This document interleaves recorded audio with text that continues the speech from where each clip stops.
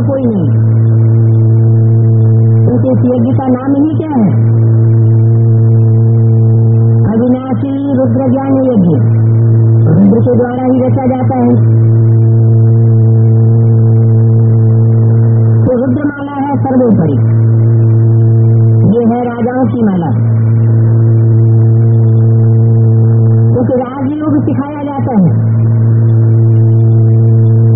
राजयोग सिवाय परमपिता परमात्मा के और दुनिया में कोई सिखाई नहीं सकता। जिस राजयोग से अनेक जन्मों के जन्म जन्मांतर के राजाएं बनते हैं।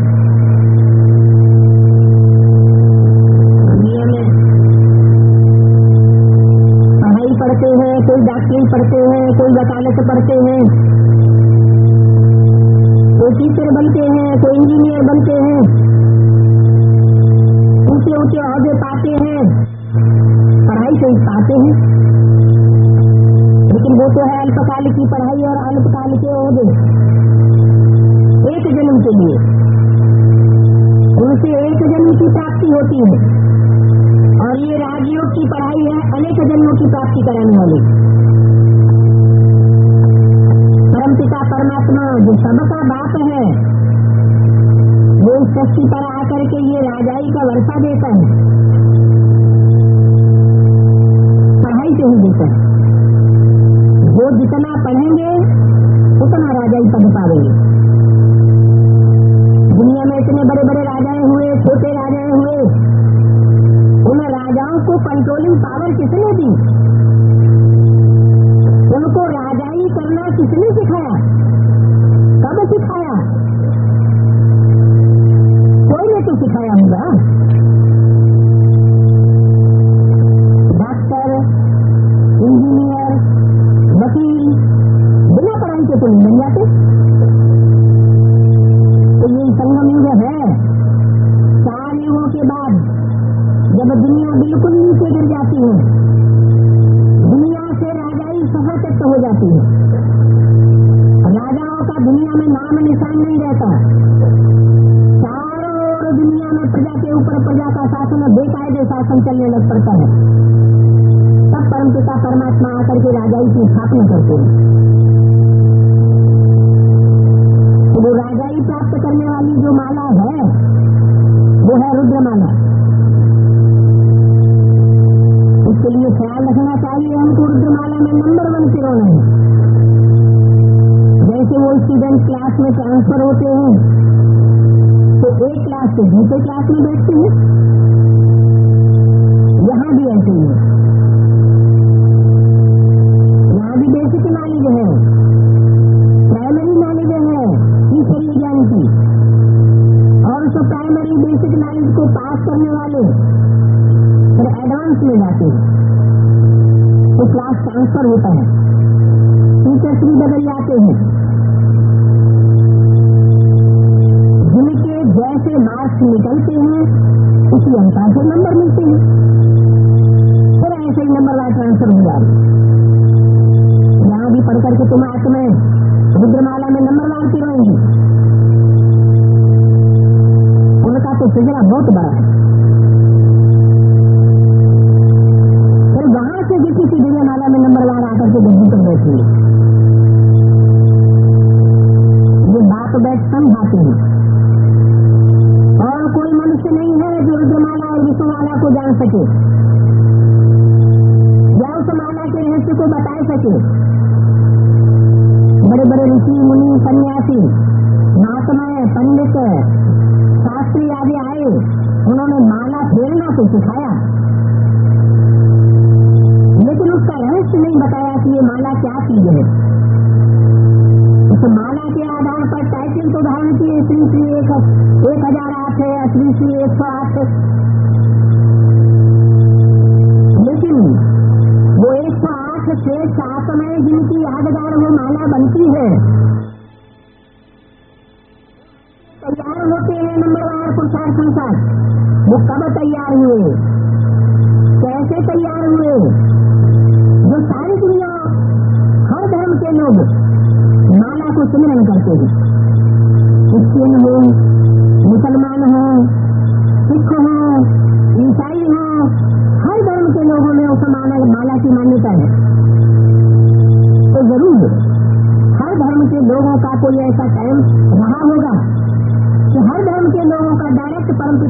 परमात्मा जो कि सर्व धर्म पिताओं का बाप है, उस बाप के साथ सब धर्मों का कनेक्शन रहा होगा। हर धर्म को राजाई उस परम पिता परमात्मा से मिलती है।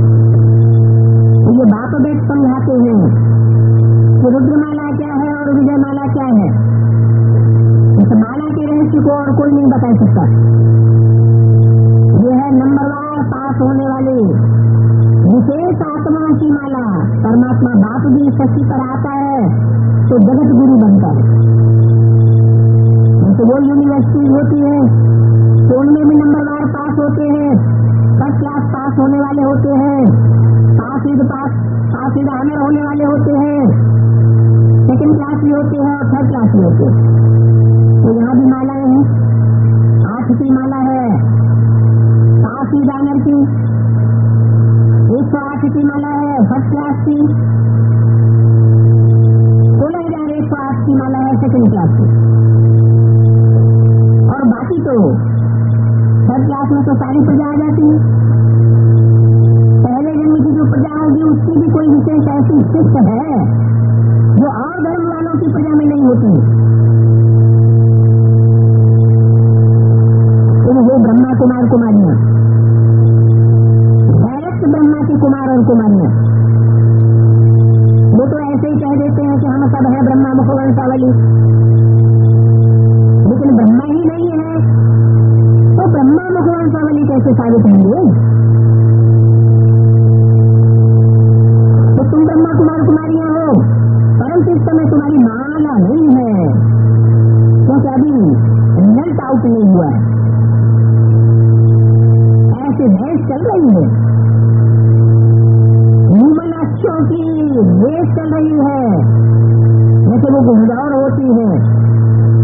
तो ऐसे ही आत्मा रूपी अश्व है, मनोबुद्धि रूपी आत्माएं हैं जो पुरुषार्थ की दौड़ में दौड़ रही हैं। आज बहुत अच्छे दौड़ रहे हैं, कल ठहर जाते हैं। ऐसे क्यों होता है कि आज बहुत अच्छी दौड़ दौड़ते हैं पुरुषार्थ में और कल ठहर की कला हो जाती है?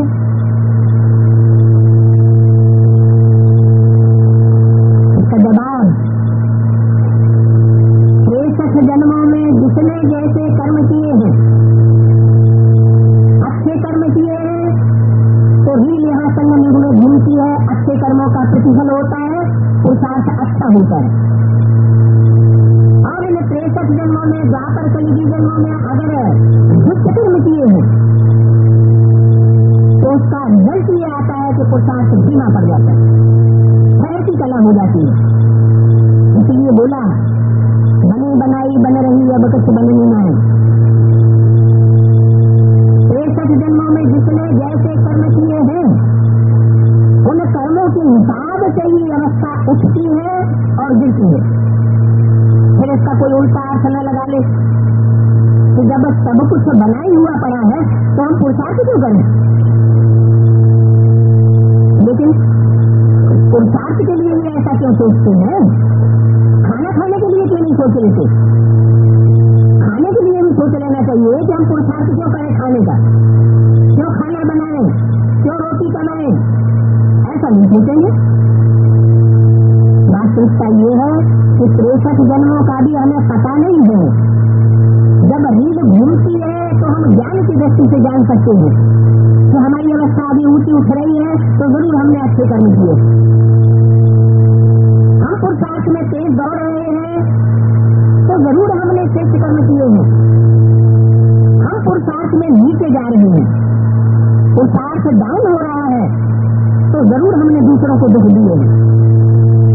ये दुख और सुख, तो ये सब दुख सुख का खेल बना हुआ है। तो बताया आज कोई बहुत अच्छे दौड़ रहे हैं, कल फिर ठहर जाते हैं। आज जिसको बाप कहते हैं कल फिर उनको फाड़ कटी दे देते। आज कहते हैं हमको परमपिता परमात्मा बाप प्रैक्टिकल में मिल गया, कल छोड़ देते हैं। बहुतों में शक पड़ता है, नहीं पढ़ते हैं, नहीं मेहनत से धारण करते हैं तो फिर तंग होकर के भागने की कोशिश करते हैं, डाइवोर्स ले देते हैं। बहुत संकट पर बच्चे हैं जो दिल अंदर समझते हैं हम तो थक गए हैं, अब हम सकेंगे, जो होना होगा तो देखा जाएगा, अब हम तो छोड़ देते। नंबर 1 है काम महाशत्रु, जो सबको बहुत हैरान करता है। क्रोध वाला भी तंग होकर के फारकती दे देता है। तो ये क्रोध और काम ये महाशत्रु है, ये बंदर है। साजन अथवा भक्तों का भगवान आकर के गुलगुल बनाने के लिए तुम बच्चों को पढ़ाते हो, तो उनको भी फारकती दे देते हो।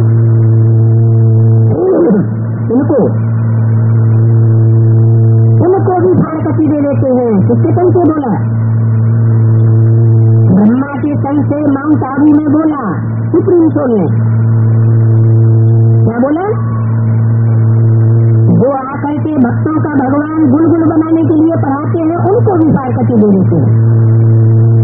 तो उनको कहते पढ़ाने वाले को दूर क्यों कर दिया? ब्रह्मा के तन में ही बैठा हुआ बोल रहा है, तो उनको नहीं कहना चाहिए। क्यों कहा ऐसे? क्योंकि जो पढ़ाई पढ़ाने वाला सुप्रीम टीचर है, वो संसार के सामने बाद में प्रत्यक्ष होने वाला है। दादा लिख रहा है ब्रह्मा के तन में जो सुप्रीम सोल उस समय ज्ञान बोल रहा था, वो सुप्रीम टीचर का पार्ट नहीं बजा रहा था, रिजल्ट देने वाले टीचर का पार्ट नहीं बजा रहा था, एक्सप्लेनेशन देने वाले टीचर का पार्ट नहीं बजा रहा था। सदगुरु या वाइस चांसलर का पार्ट नहीं बजा रहा था। इसलिए बोला कि उनको फारकती दे देते। ये भविष्य के लिए बात बता दी पहले से। बाप अथवा साजन जिसको कभी डाइवोर्स नहीं देना चाहिए, उनको भी डाइवोर्स दे देती है। सजनिया डाइवोर्स लेकर के भाग जाती है। फिर बाप क्या करे? ऐसे भागने वाले से ट्रेटर बन जाते। बाप तो कहते हैं मैं तुम्हारा साजन, तुमको सड़क की महारानी बनाने के लिए आया हूँ। इस रावण की जेल से निकाल अशोक वाटिका में ले चलने के लिए आया हूँ। अभी तुम रावण की जेल शोक वाटिका में पड़ी हुई हो। उन्होंने तो ऐसे ही नाम दे दिया है अशोक वाटिका।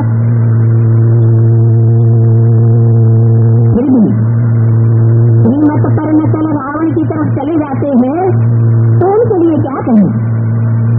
जैसे तीर्थों से बहुत लोग आते हैं, अमरनाथ की पहाड़ी पर चढ़ते चढ़ते थक जाते हैं तो कोई लौट आते हैं, शक्ति दिन से तो कोई जाते नहीं है तो लौट आते हैं। अब तुमको ले चलते हैं रूहानी यात्रा पर। वो जन्म जन्मांतर करते आए जिस्मानी यात्रा है, और अब बाप कराते हैं तुमको रूहानी यात्रा। उन यात्राओं के करने से कुछ फायदा नहीं हुआ। जन्म जन्मांतर यात्राएं करते रहे और नीचे करते रहे। अब ये एक ही यात्रा ऐसी है जिससे आत्मा अमर लोक में पहुंच जाएगी। तुम जानते हो, ये शरीर छोड़ करके आत्मा परिणाम चली जाएगी। ये रूहानी यात्रा है। फिर पुरुषार्थ अनुसार आकर के पद पाएंगे।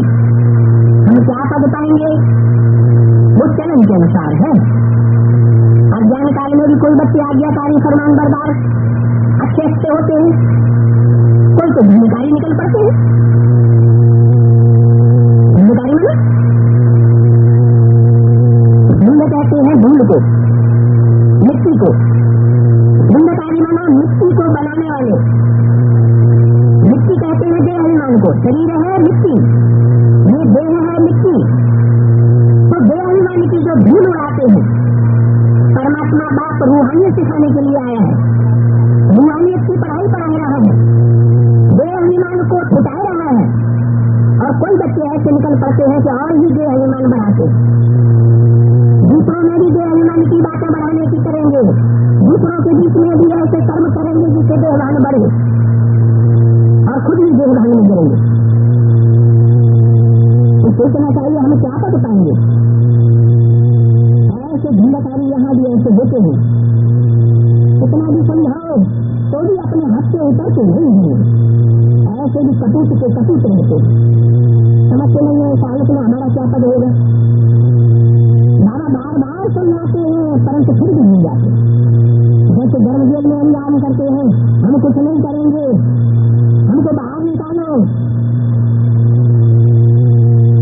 बाहर निकलने से जैसे के तैसे बन जाती है, यहाँ भी बच्चे ऐसे, यहाँ भी संगम युग में गर्भजील हो जाती है। जान में चलते चलते ऐसे बहुत हैं जो घुटते रहते हैं, न बाहर निकल सकते हैं न अंदर रह सकते हैं, बिल्कुल बुद्धि में बात ठहरती नहीं है। नंबरवार है, उनका पता लग जाता है ये गाजरी बुलबुल है अथवा नहीं है। हमेशा सपूत बच्चे ही दिल पर करते हैं, जो शरीर पर तत्पर रहते हैं वही दिल पर चलेंगे, उच्च पद पाएंगे। जानते हैं हमने शरीर को स्वाहा किया है तो उसको क्या रखना है। वो साधु सन्यासी तो ऐसे ही भस्म रमा लेते हैं, वास्तव में भस्म रमाने की बात नहीं है, वो तो स्कूल बात हो गई। वास्तविकता यह है कि देवभान को भस्म करना है। ये पुरुषार्थ ऐसा श्रेष्ठ पुरुषार्थ है जिसमें किसी प्रकार की हिंसा करने की दरकार नहीं है। तो शरीर को स्वाहा करना है, इसलिए सेवा में माँ बाप ऐसे तो नहीं कहते हैं कि बुनियादी शरीर में लगे रहो। बाप तो कहते हैं अपने गृहस्थ में रहो, 8 घंटे इसलिए सेवा करो, रूहानी सेवा करो, 8 घंटे जिस्म के पोषण के लिए जिस्मानी सेवा करो, और 8 घंटा जो बचता है उसमें आराम करो। आप बताइए तो भले 8 घंटे आराम करो, 8 घंटे सर्विस करो, 8 घंटे बात को याद करो। कोई भी चित्र पर समझाने में देरी थोड़ी होती है। ये सेवा तुम्हारा बाप है, ये निराकारी आत्मा है, उनके बच्चे में कौन से चित्र पर समझाना है। ये बात कौन से चित्र पर समझानी है कि ये सेवा तुम्हारा बाप है, हम निराकारी आत्मा है, उनके बच्चे हैं।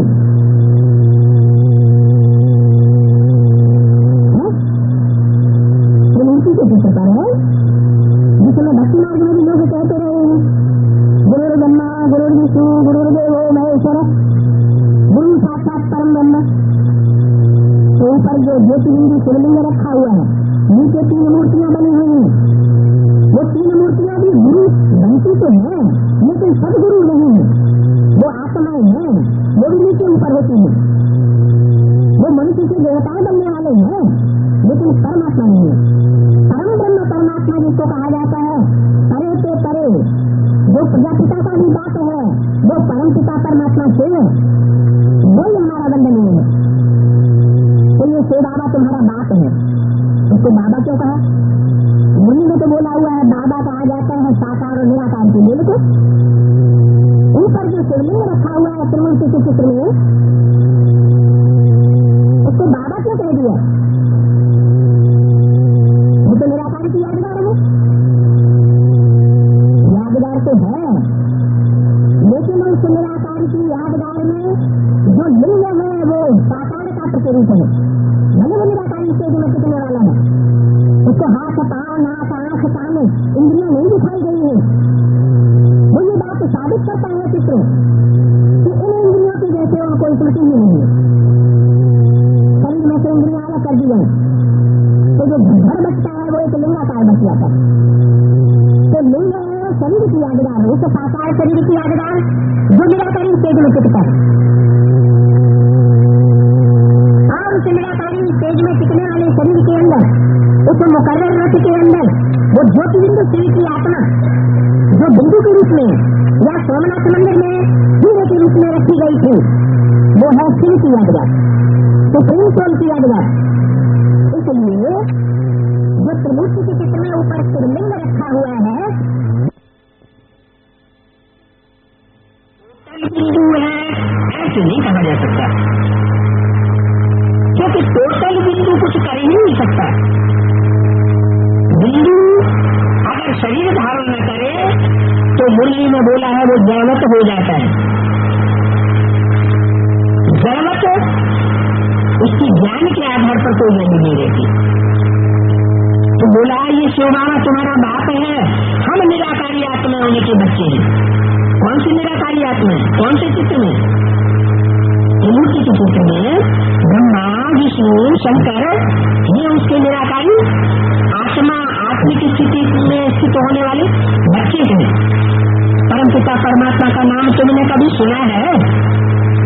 ऐसे समझाओ। बरोबर प्रजापिता ब्रह्मा द्वारा परमपिता परमात्मा बैठे नई मनुष्य सृष्टि स्थापन करते हैं। किसके द्वारा? प्रजापिता ब्रह्मा द्वारा।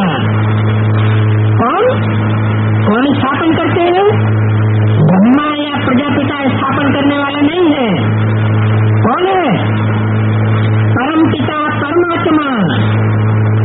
वो भी परमपिता परमात्मा सिर्फ बिंदु रूप में नहीं, इसलिए लिखा परमपिता परमात्मा बैठ। बिंदु के लिए नहीं बोला कि बिंदु जो है वो नई सृष्टि स्थापन कर देता है।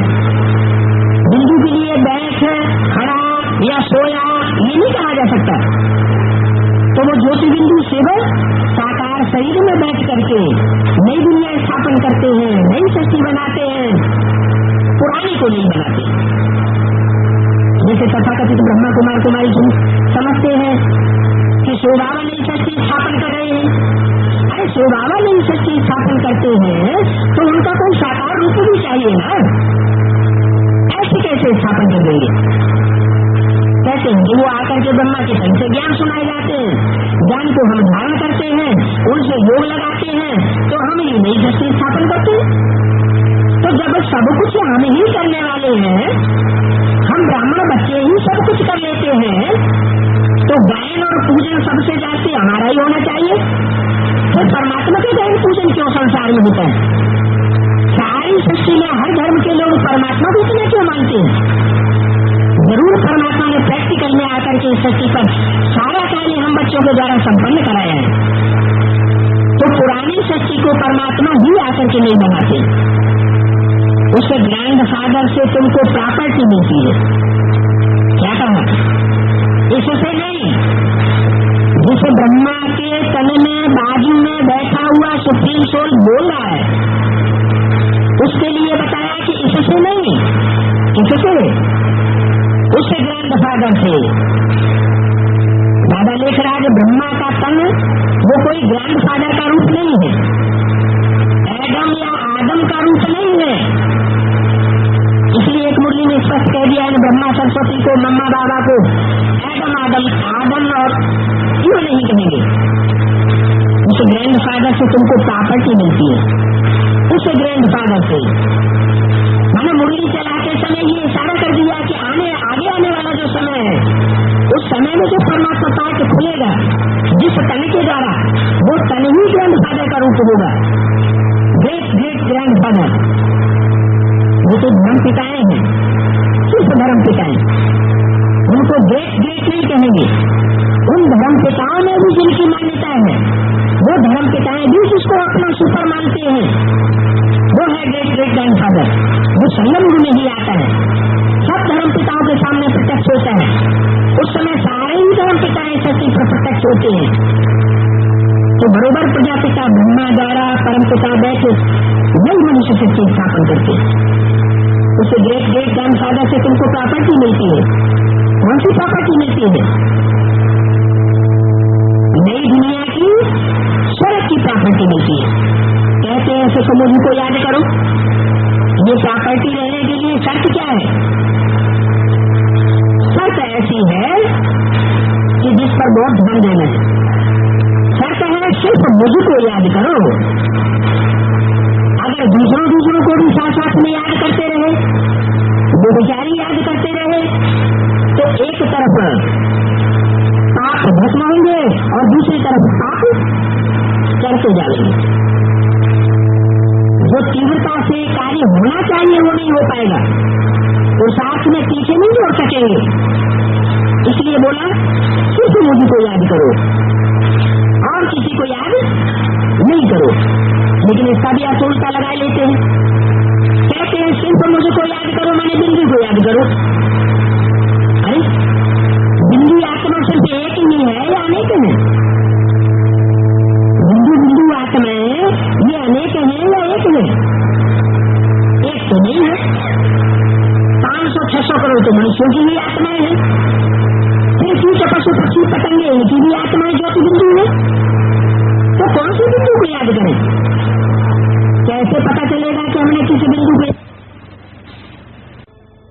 क्योंकि वहां तो शरीर भी नहीं होता। शरीर होगा तो अनुभव होगा, शरीर नहीं होगा तो अनुभव भी नहीं हो सकता। तो आत्माओं को पवित्र बनाए, राजाई के लिए ज्ञान और योग सिखलाए, साथ ले जाऊंगा। आत्मा पहले पवित्र बने, बेसिकली पवित्र बनती है तो ज्ञान और योग की गहराई को समझ सकती है। बेसिकली पवित्रता के लिए पहली पढ़ाई तुम ज्योति बिंदु आत्मा हो और तुम्हारा बाप भी ज्योति बिंदु है। अपन को ज्योति बिंदु आत्मा समझते हुए उस ज्योति बिंदु बाप को याद करो तो तुमको बेसिकली जो कट चढ़ी हुई है आत्मा के ऊपर वो उतर जाएगी। बिंदु को याद करते करते बुद्धि सूक्ष्म हो जाएगी। चैतन्य को याद करते करते बुद्धि कैसी हो जाएगी? जरा बुद्धि से कैसी हो जाएगी? चैतन्य बुद्धि हो जाएगी।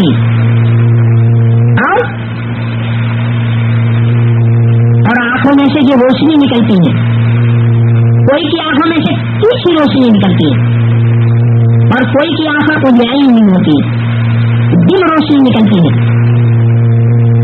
कारण क्या है? ये आंखों में से किसकी रोशनी निकलती है? आत्मा की रोशनी निकलती है।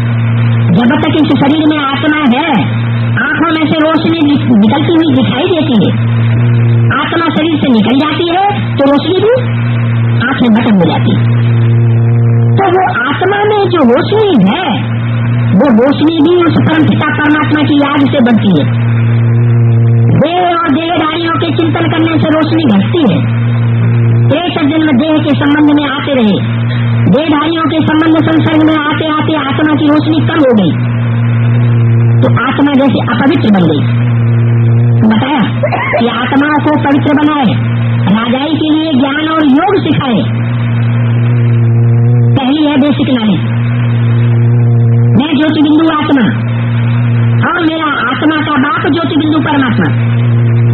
वो याद की स्टेज में टिकने से बेसिकली हम पास हो जाते हैं। जब पास हो जाते हैं तो आत्मा सूक्ष्म बन जाती है। मन बुद्धि के सूक्ष्म बनने से हम ज्ञान की गहराइयों को पकड़ सकते हैं और एडवांस नॉलेज ले सकते हैं, एडवांस क्लास में बैठ सकते हैं। इसलिए बोला आत्मा रूपी सुई की सारी कट उतरने पर तुम बच्चे डायरेक्ट बात से सीखोगे। जब तक डायरेक्ट बात से सीखने योग्य नहीं हो सकते, जब तक आत्मा की बेसिकली पूरी कट नहीं उतरेंगे। तो ज्ञान योग सिखलाए साथ ले जाऊंगा, फिर वहां से तुमको स्वर्ग में भेज दूंगा। कहां से? निराकारी स्टेज से कहां भेज दूंगा? उस साकारी स्टेज में भेज दूंगा जहां कि तुम सुखी की सुखी अनुभव करेंगे। जो करेंगे सो पावेंगे, नहीं करेंगे तो नहीं पावेंगे। तो कितना बात समझाते हैं, बाप की गतिमत न्यायी है और गुरुओं के सदस्य बाप की गति और मति नहीं है। गति माना मुक्ति, गति माना मुक्ति, गति माना चाल, गति माना स्पीड। बाप की पढ़ाई की जो स्पीड है वो दूसरे गुरुओं के माफिक नहीं है। दूसरे गुरु तो मुक्ति का आती ही दूसरा बताई देते। वो समझते हैं कि आत्मा हमेशा के लिए मुक्त हो जाती है।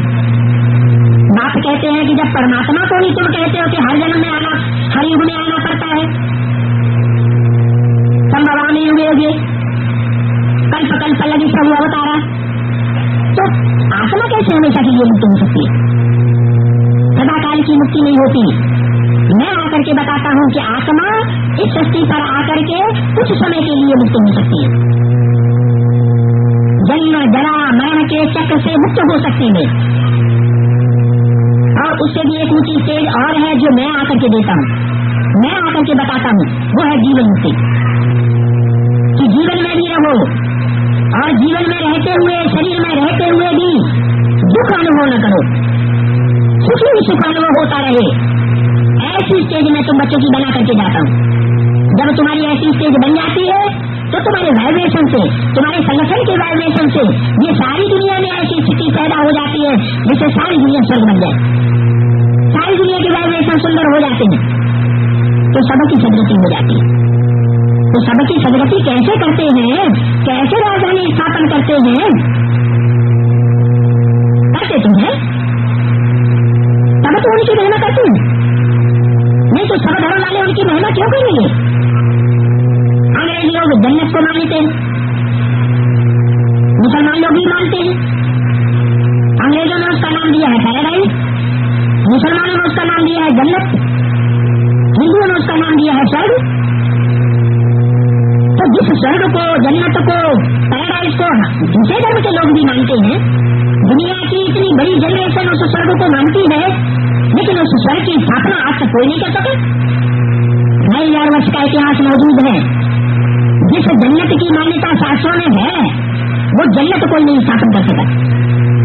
तो जरूर जो कार्य कोई नहीं कर सकता है वही कार्य करने के लिए परमपिता परमात्मा इस सृष्टि पर आते हैं, सबकी आकर के सदगति करते हैं, राजधानी स्थापन करके जाते हैं और धर्म पिताएं आकर के सिर्फ अपना धर्म स्थापन करते हैं, धर्म की धारणाएं स्थापन करके जाते हैं।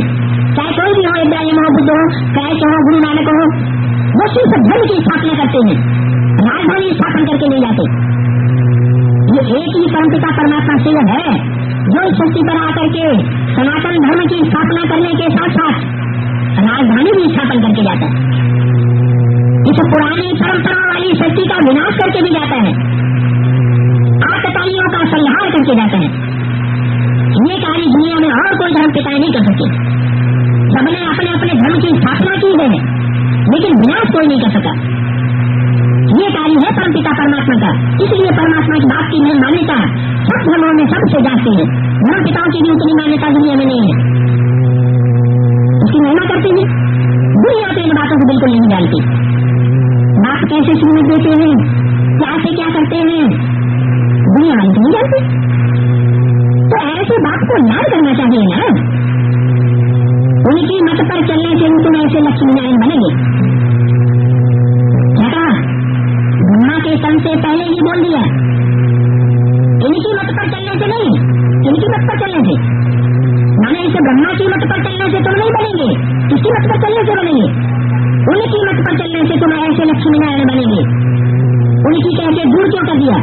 ब्रह्मा के तले में भी बोलने वाला तो ब्रह्मा के साथ ही वो सोल बैठेंगी थी, फिर दूर क्यों किया?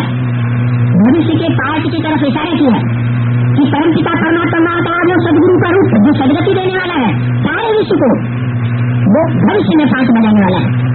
उनकी मत पर चलने से तुम ऐसे लक्ष्मी नारायण बनेंगे। कैसे? जो नर से डायरेक्ट नारायण बनते हैं, नारी से डायरेक्ट लक्ष्मी बनते हैं। डायरेक्ट का मतलब क्या हुआ कि ब्रह्मा सरस्वती की जो आत्माएं हैं वो तो पुरुषार्थ करके शरीर छोड़ने के बाद पहले पुरुष बनेगी, फिर नारायण बनेगी। डायरेक्ट नारायण नहीं बनेगी। ऐसे नहीं कि नरतन छोड़ और डायरेक्ट नारायण बन जाए, नहीं, बीच में उनको पुरुष बनना पड़ेगा। लेकिन तुम बच्चों के लिए ये बताया कि आगे भविष्य में प्रत्यक्ष होने वाला जो परमपिता परमात्मा का पार्ट है, सदगुरु का पार्ट है, वो तुम बच्चों को पढ़ाई पढ़ा करके डायरेक्ट नर से नारायण बनाने के लिए आया हुआ है। तो कहा हुआ है कि ब्रह्मा भी उतर आए तो भी हम नहीं सुनेंगे, ब्रह्मा भी उतर आए तो भी हम बात नहीं मानेंगे। यहाँ भी ऐसे हैं, कोई तो शिव बाबा को जानते ही नहीं, फट ना कर देंगे, फट से लापरवाही कर देंगे, बेवफाई कर देंगे, ईमानदारी से बिल्कुल नहीं चलेंगे। तो उनको कहा जाएगा कि वो शिव बाबा को जानते हैं। ब्रह्मा कहते हैं तो उनकी मत पर भी नहीं चलते। अरे दुर्गति में तो है ही, फिर अगर उनकी मत भी न माने तो और ही दुर्गति हो जाएगी। फिर कहते हैं ये संगम हुआ है कल्याणकारी, तो हमारा कल्याण कैसे हो गया? हम गड्ढे में क्यों गिर गए?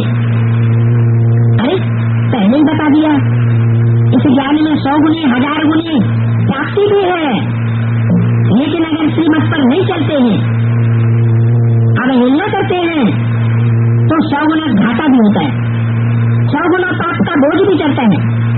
दुनिया में वही पाप कर्म करेंगे तो 1 गुना पाप करेगा, और यहाँ बाप आकर के जब ज्ञान देते हैं और ज्ञान को समझकर परमात्मा बाप को पहचान कर दुनिया को बताते हैं हमें परमात्मा बाप मिला है, और फिर भी विकर्म करते हैं, पाप कर्म करते हैं जानबूझकर, तो उन पर 100 गुना पाप का मूल्य चढ़ जाता है। दुर्गति में तो है, फिर अगर परमात्मा बाप की भी न मानी तो और ही दुर्गति हो जाएगी। किंतु मन्ना बाबा कहने से थोड़ी देर पर चल सकते हैं। तो दुनिया में होता है कि बड़े बड़े नेताएं होते हैं, कल मिनिस्टर्स होते हैं, उनकी चापलूसी करने वाले ऊंचे पदों पर चले जाते हैं, ऊंचे ओहदों पर बैठ जाते हैं। यहाँ बाप के सामने ये बात नहीं चल सकती। यहाँ बाप के मम्मा बाबा के दिल पर वही चलेंगे जो प्रैक्टिकल में कुछ करके दिखाएं।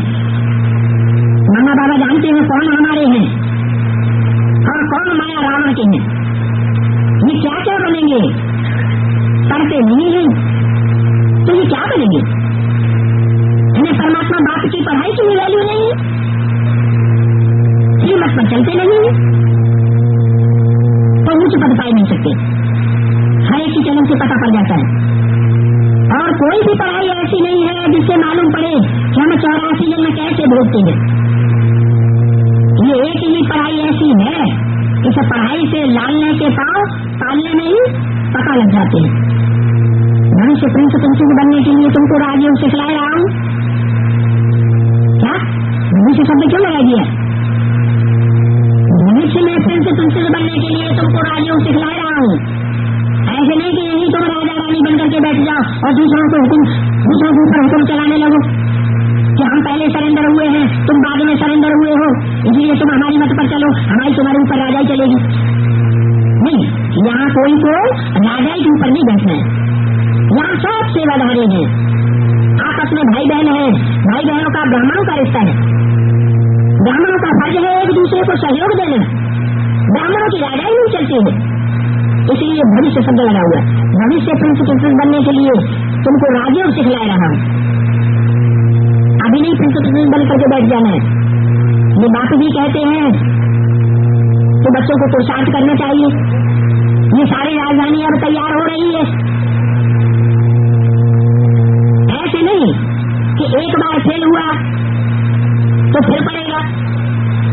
ये तो बेसिक नॉलेज में तो हो सकता है कि कोई फेल हो जाए तो शरीर छोड़ने के बाद फिर दोबारा उसको चांस मिल जाएगा, लेकिन अभी की वो लास्ट जन्म है, सबकी वानप्रस्थ अवस्था है।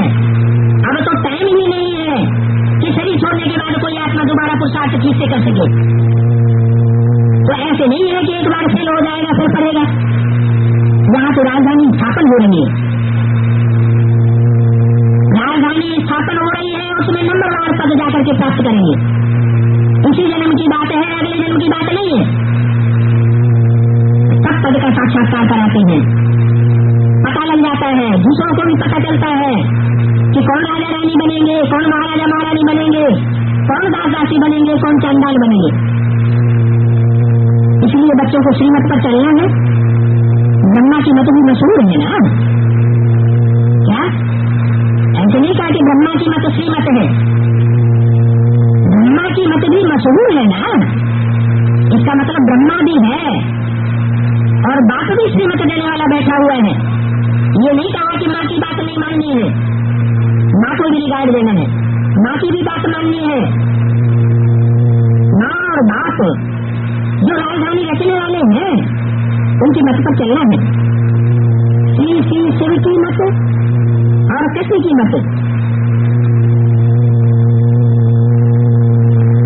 तो दो बातें हो गई ना।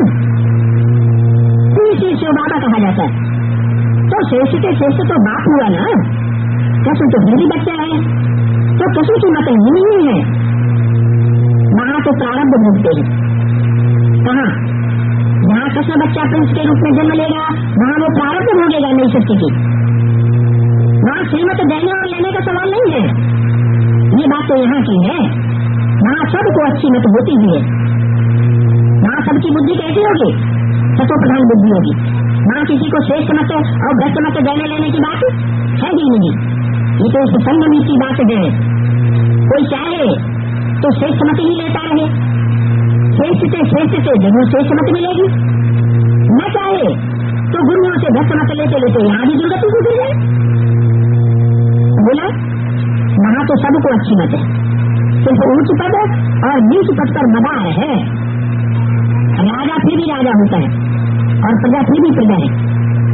सपूत बच्चा हुआ है जो श्रीमत पर चल करके पूरा पुरुषार्थ करे। श्रेष्ठ मत पर जो बाप देते हैं उस पर भी चले और पूरा पुरुषार्थ करे। एड़ी चोटी का पुरुषार्थ है, एड़ी से लेकर चोटी तक पूरी पावर लगा करके पुरुषार्थ करे। 20 नाखूनों का जोर लगा दे और बाप का नाम बाला करके दिखाए। अच्छा, बाप दादा का मीठे मीठे सीखी हुए बच्चों प्रति याद प्यार और गुड मॉर्निंग। याद प्यार के बाद ब्राह्मण कुलभूषण सुदर्शन चक्रधारी बच्चों से पूछ रहे हैं कि बताओ सोदावा को आसमान जितना प्यार करते हो व ब्रह्म तत्व जितना प्यार करते हो। आसमानी की तो फिर भी हद है, लेकिन ब्रह्म तत्व की तो कोई हद नहीं है। तो सोदावा को कितना प्यार करते हो? जितना प्यार करते होंगे उतना ही श्रीमत पर चलेंगे। हद में प्यार करेंगे तो हद में श्रीमत पर चलेंगे, और बेहद में प्यार करते होंगे तो जरूर श्रीमत पर भी बेहद में चलेंगे। बताओ कितना हर एक बच्चा प्यार करता है। अच्छा, रूहानी बच्चों को रूहानी बाप की नमस्ते ऐसे क्यों कहते हैं? रूहानी बाप की नमस्ते क्यों कहते हैं? बाप दादा की नमस्ते क्यों नहीं कहते? माता पिता बाप दादा का याद प्यार ऐसे क्यों कहते हैं? नमस्ते क्यों नहीं कहते? क्योंकि बाप दादा और माता पिता ये फिर भी जिस्मानी है, जिस्म के साथ है, और रूहानी बाप वो रूहानी स्टेज वाला है। जो रूहानी स्टेज वाला होता है उसके लिए कोई भी सम्मान और अपमान की बात नहीं हो सकती। जो आत्म की स्थिति में टिका हुआ है उसको गाली का अनुभव ही नहीं होगा। कोई सामने ही कितनी भी गाली देता रहे, कितनी भी ग्लानि करता रहे या महिमा करता रहे, उसके ऊपर कोई असर होने वाला नहीं है। ये महिमा और ग्लानि साकार शरीरधारियों के लिए होती है, निराकारी स्टेज वालों के लिए इसका कोई प्रभाव नहीं पड़ता। इसलिए बताया कि रूहानी बाप रूहानी बच्चों को नमस्ते करते हैं, झुकते हैं।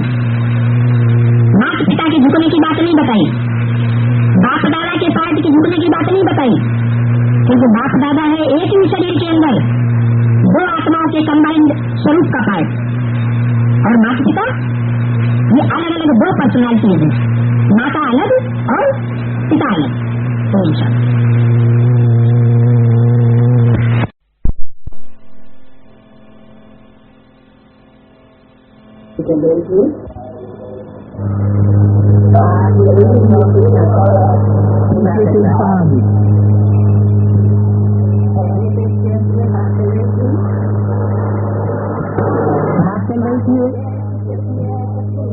माया दुर्भाग्यशाली बनाती और नंबर तो है, कोई 100%, कोई 90%, कोई 80%। जो जितना पढ़ेंगे उनको करेंगे। ध्यान रखना चाहिए, हमको रुद्रमाला में नंबर 1 होना है। रुद्रमाला में क्यों कहा? रुद्रमाला में नंबर 1 होना है, ऐसे क्यों नहीं कहा?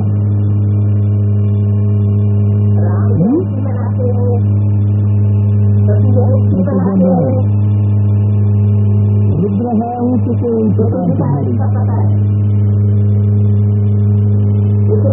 से ऊंचा और कोई नहीं। उनके उपयोगी का नाम नहीं क्या है? रुद्र ज्ञान यज्ञ, रुद्र के द्वारा ही रचा जाता है। तो रुद्र सर्वेश्वरी ये है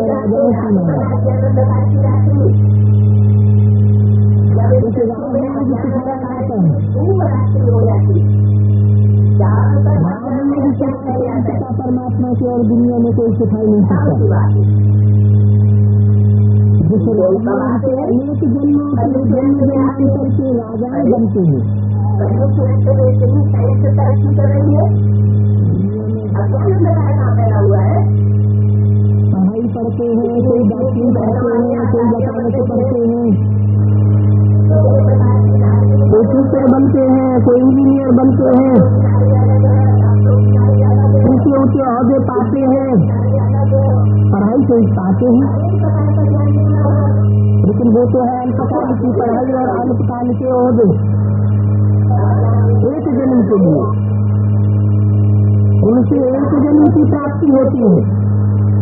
और ये राजयोग की पढ़ाई है अनेक जन्मों की प्राप्ति कराने वाली।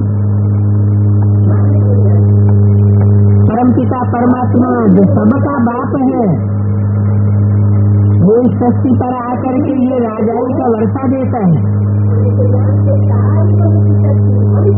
पढ़ाई से ही देता है।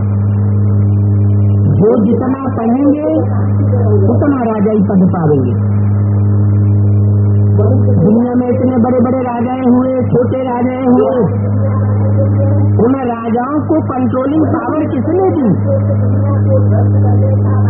उनको राजाई करना किसने सिखाया? कब सिखाया? कोई ने तो सिखाया होगा। डॉक्टर, इंजीनियर, वकील बिना पढ़ाई के तो नहीं बन जाते। तो ये संगम युग है।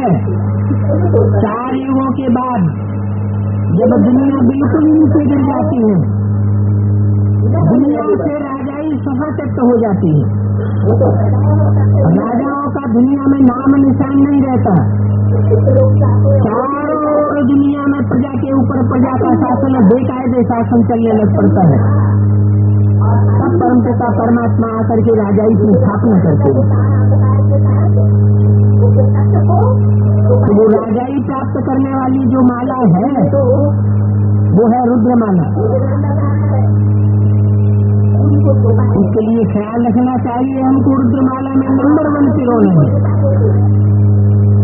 जैसे वो स्टूडेंट क्लास में ट्रांसफर होते हैं तो एक क्लास से दूसरे क्लास में बैठते हैं, यहाँ भी ऐसे ही है। यहाँ भी बेसिक नॉलेज है, प्राइमरी नॉलेज है ईश्वरीय ज्ञान की, और उस प्राइमरी बेसिक नॉलेज को पास करने वाले फिर एडवांस में जाते हैं तो क्लास ट्रांसफर होता है, टीचर्स भी बदल जाते हैं। जिनके जैसे मार्क्स निकलते हैं उसी अनुसार से नंबर मिलते हैं, फिर ऐसे ही नंबर वार ट्रांसफर हो जाए। यहाँ भी पढ़कर के तुम आठ में रुद्रमाला में नंबर वार पिरोएंगी। उनका तो सिजरा बहुत बड़ा है। और वहां से विश्व की विजयमाला में नंबर वार आकर के गद्दी पर बैठेंगे। ये बाप बैठ समझाते हैं